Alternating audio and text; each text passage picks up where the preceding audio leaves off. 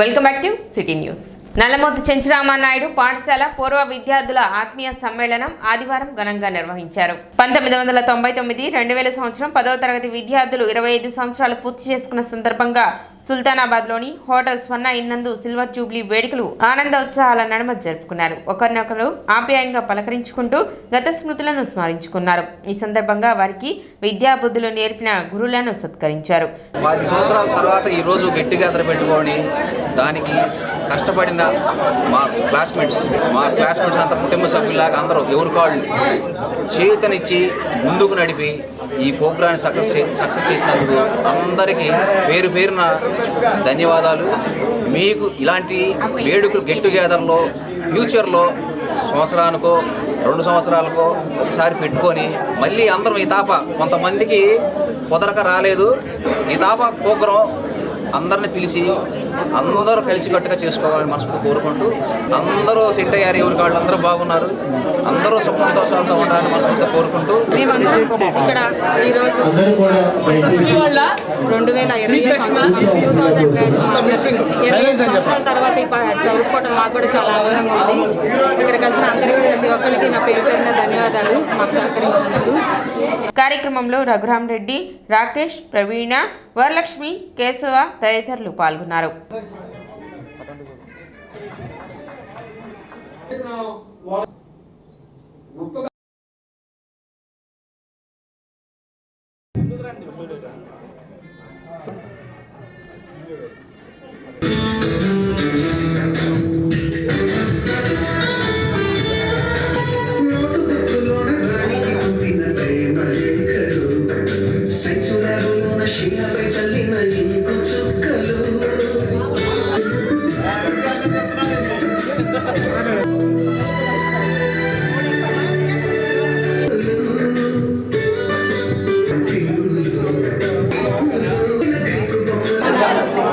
లైఫ్కి వెలుగునివ్వడానికి వచ్చిన సన్మానించుకోవడం అనేది మా పూర్వజన్మ సుకృతంగా భావిస్తున్నాం. 4 ఏళ్ల తర్వాత వాళ్ళందరినీ ఒక చోటికి తీసుకొచ్చి ఫ్రెండ్స్ అందరం కలిసి పూర్వ విద్యార్థులందరం కలిసి వాళ్ళందరినీ సన్మానించడం అనేది మాకు చాలా ఆనందంగా ఉంది. సో గురువు అంటే మనం ఫస్ట్ నుంచి అలా నేర్చుకున్నాం. మాతృదేవోభవ, పితృదేవోభవ, ఆచార్య దేవోభవ అని మనం ఎంతో స్థానాన్ని ఇచ్చాము. ఈరోజు వాళ్ళు ఆ రోజు మనకి నేర్పిన విద్యవన్నీ మనం అందరం ఉన్నాం కాబట్టి దాన్ని స్మరించుకుంటూ వాళ్ళందరినీ సన్మానించుకోవడం మాకు చాలా ఆనందంగా ఉంది. మంచి పొజిషన్లో ఉన్న కొంతమంది పిల్లలు ఉన్నారు, కొంతమంది లేకపోతే దానికోసం మీరు పొంగిపోవద్దు, ఉన్న వృత్తినే మీరు తీసుకోండి. ఇప్పుడు ఒక ఆయన కలెక్టర్ ఉద్యోగం వచ్చింది, ఒక ఆయనకు బండ్ రోజు వచ్చింది. ఈ బండ్ రోజు నాకు కలెక్టర్ ఉండిపోతే ఏమవుతుంది? ఏమి రాదు. మనకు ఉంది ఒకటి అన్నాడు, మనం ఎక్కడ నివసిస్తున్నాం, ఇప్పుడు where we are living it is a paradise అంతే. మనం ఎక్కడ నివసిస్తున్నాం అదే మనకు స్వర్గం అనుకోవాలి, కానీ ఎడో స్వర్గానికి పోవాలంటే ఎట్లా?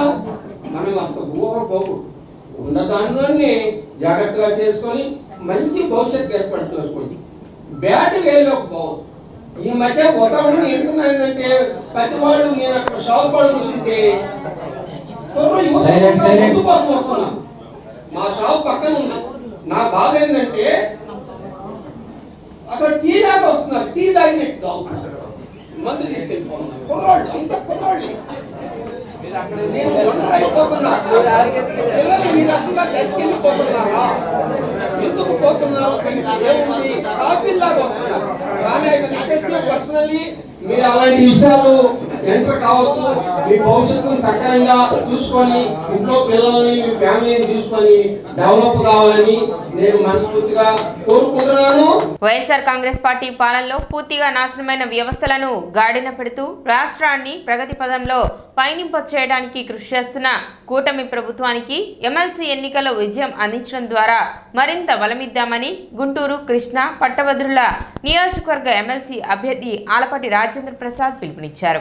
పట్టణంలోని కళ్యాణ మండపంలో తెలుగుదేశం పార్టీ నాయకులు కార్యకర్తలతో నిర్వహించిన సమావేశంలో ఆయన మాట్లాడుతూ తెనాలి వేమూరు నియోజకవర్గాల్లోని సుమారు 31,000 మంది పట్టభద్ర ఓటర్లను గుర్తించి వారితో మాట్లాడాలని సూచించారు. ఈ ఎన్నికల సందర్భంలో మొట్టమొదటిగా 7వ తారీఖు నామినేషన్ వేద్దామని అనుకుంటా ఉన్నాను. మన వాళ్ళందరూ ఈ 2 నియోజకవర్గాల ప్రజలందరూ కూడా రావాల్సిందిగా ఈ సందర్భంగా మీకు కోరుకుంటా ఉన్నాం. వ్యవస్థలన్నీ నాశనం అయిపోతే ఆ వ్యవస్థలన్నింటినీ గాడిలో పెట్టుకుంటూ వనరులను సమీకరించుకుంటూ ఏదైతే మనం గత ప్రభుత్వంలో మనం ప్రారంభించామో ఆ ప్రారంభించినటువంటి అన్ని రంగాలని కూడా నాశనం చేసినటువంటి ఈ రోజున ఇలాంటి అంశాలు ఎక్కడ కూడా జరగవు. ఏ రాష్ట్రంలో కూడా ఇంతవరకు ఇంత నాశనం, ఇంత విధ్వంసం మనం చూడలేం. 3 రాజధానుల పేరుతో ఉన్న రాజధానిని పూర్తిగా సర్వనాశనం చేశారు. ఆఖరికి వేసిన రోడ్లు కంకర కూడా దవ్వుకొని వెళ్ళారు. ఇంతకంటే దుర్మార్గం ఇంకోటి ఉండదని చెప్పి మనం చేస్తాం. 10 మంది నడిచే రోడ్డు ఎవరు వేశారనేది కాదు, మనోహర్ గారు వేశారా, రాజేంద్ర ప్రసాద్ వేశారా, లేకపోతే ఆనందబాబు వేశారా అనేది కాదు. అవి ఒకళ్ళు వేశారు కాబట్టి ఇంకొకళ్ళతో వేశారు. ఆ రకంగా నాశనమైనటువంటి అన్నీ కూడా మళ్ళీ తిరిగి పూర్వవైభవం తీసుకురావాలి, మళ్ళీ రాజధాని తీసుకురావాలి, మళ్ళీ పోలవరం తీసుకురావాలి, అదేవిధంగా పరిశ్రమలను స్థాపించాలి. ఏ ఉద్దేశంతో అయితే 20 లక్షల ఉద్యోగాలు ఇస్తామని చెప్పామో 20 లక్షల ఉద్యోగాలు సాధించాలి అనే ప్రయత్నంలో ఈ రోజున ఈ యొక్క ప్రభుత్వం, కూటమి ప్రభుత్వం పనిచేస్తాం. అందరికీ తెలిసిన వ్యక్తి, అన్నీ తెలిసిన వ్యక్తి, దూరదృష్టి కలిగినటువంటి వ్యక్తి, ఒక దార్శనికుడు మనకు ముఖ్యమంత్రిగా ఉన్నాడు. ఇంకో వ్యక్తి పవన్ కళ్యాణ్ గారు మొదటిసారి అధికారంలోకి వచ్చిన పారదర్శకతతో ఈ రోజున ఈ సమాజాన్ని ఏదో ఒక రకంగా ముందుకు తీసుకెళ్లాలని ఈ రోజున వాళ్ళిద్దరి యొక్క నాయకత్వంలో మోడీ గారి అండదండలతో ఈ రోజున బ్రహ్మాండంగా ఈ రాష్ట్రాన్ని అన్ని రంగాల్లో కూడా ముందుకు తీసుకెళ్లాలని చెప్పి నిరంతరం ప్రయత్నిస్తున్నటువంటి నాయకత్వాన్ని మనం చూస్తూ ఉన్నాం. ఎమ్మెల్సీగా పోటీ చేస్తున్నానా, మరి ఎమ్మెల్సీ అభ్యర్థిని గెలిపించాలా, బాగా చేయాలా, మన ఎమ్మెల్యే గారు, మన రాజా గారు, అది తర్వాత బాధ్యతగా ఒక అడుగు ముందుకు ఆలోచించి రకమైనటువంటి విముక్తి పొందడానికి మనం ఎన్నికల్లో పోరాడి గెలిపించుకున్నామో ఆ గెలుపుని ఎప్పుడూ ఆస్వాదించేలాగా, ఆ గెలుపుని ఎప్పుడు కాపాడుకునేలాగా, ఆ గెలుపుని ఎప్పుడు గౌరవించుకునేలాగా ఉండాలి అంటే ప్రభుత్వానికి మద్దతు పలకాలి. ప్రభుత్వం తరఫున ఒక వ్యక్తిగా నేను మీ ముందుకు వచ్చి పోటీ చేస్తున్నాను తప్పితే నేను మన రాజా గారు, మన ఆలోచన, మన విధానం అనే ఆలోచన రెండో విడతగా మనం ఆలోచించాలి. ముందు ఆలోచించాల్సిందండి ప్రభుత్వానికి మద్దతు పలకాలి. ఈ ఎన్నిక కాదు, ఏ ఎన్నిక జరిగినా కూడా మనం ప్రభుత్వానికి మద్దతు పలకాలి, ప్రభుత్వాన్ని రక్షించుకోవాలి, ప్రభుత్వాన్ని కాపాడుకోవాలి. ఆ కాపాడే నేపథ్యంలో నేను వ్యక్తిగా ఒక ఎమ్మెల్సీగా మీ ముందుకు వచ్చాను. నన్ను గౌరవించుకోవటం, మరి ముఖ్యంగా ఇక్కడ ఉన్నాను కాబట్టి అందరూ కూడా గౌరవించుకోవటం అనేది అది రెండవ అంశం. అందుకనే ఈ 2 విషయాలు అత్యంత ప్రాధాన్యతమైనటువంటి అంశాలుగా నేను భావిస్తూ మీకు చెప్పదలుచుకుంది. అది 38 గ్రామాలు, 40 వార్డులు. ఈ 78 వార్డులు, గ్రామాల నాయకత్వం, మండల నాయకత్వం అందరూ 2 రోజులు మీరు అదే పని మీద ఉంటే మొత్తం వెరిఫికేషన్ అయిపోద్ది. వేమూరులో కానీ ఇక్కడ కానీ 2 రోజులు. దీనికి వేరే పెద్ద కష్టం అవసరంలా. బూత్ లిస్టు పట్టుకొని ఏ గ్రామంలో ఎన్ని ఓట్లు ఉన్నాయి, అక్కడ ఉన్న ఓట్లు ఫోన్లో మాట్లాడుకుంటా మీరు వర్కౌట్ చేయొచ్చు.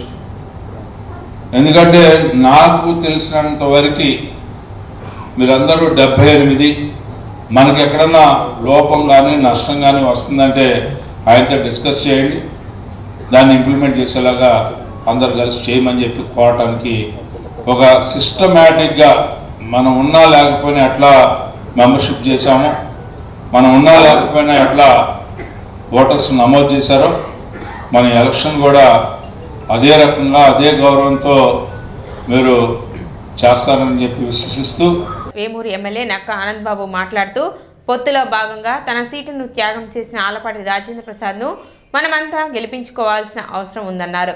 2 నియోజకవర్గాల నుండి తెలుగుదేశం పార్టీ, జనసేన భారతీయ జనతా పార్టీ నాయకులు కార్యకర్తలు పాల్గొన్నారు. తొలుత ఎన్టీఆర్ విగ్రహానికి పూలమాలలు వేసి నివాళులు అర్పించారు. ఆలపాటి రాజేంద్ర ప్రసాద్ గారు ఈ 2 జిల్లాలకు సంబంధించి 33 నియోజకవర్గాల్లో విస్తృతంగా ఈ సమావేశాలు నిర్వహించి ఎన్నికల షెడ్యూల్ రాకముందే మనం ప్రచారాన్ని 3 వంతులు పూర్తి చేశాం.